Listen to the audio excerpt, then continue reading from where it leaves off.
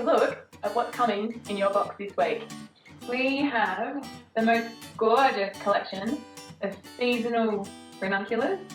Aren't they beautiful? And beautiful spinning gum. You want to make sure that you're going to remove all of the little foliage bits off the stem that are going to sit below the water level. Also, with the new growth that's coming through at the moment with all the tips, what you want to do is just go through and individually just snip off the new growth, because what happens is because that new growth is so young, it's going to not be able to drink up enough water and it will actually go sort of floppy and not look amazing like wilt. So it's a good little tip. If there's whenever you get foliage that has new or juvenile growth on it, you want to make sure that you remove it and go through and just chop off those little tips. And then insert the gum so that it lays out to one side.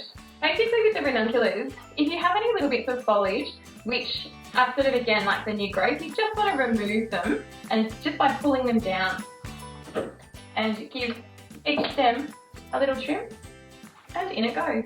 The ranunculus are such a gorgeous little flower. When they start to mature and open, they have so many petals on them that they actually start to sort of flip back on themselves. They're such a magical little flower.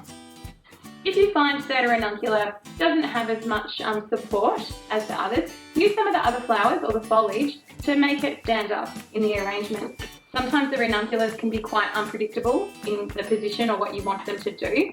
Just give them a hand and use the edge of the vase to support the flowers when you're putting them in. Give it a little bit of a fiddle to make sure that you're happy with your height. And there you have it. That's this week's box.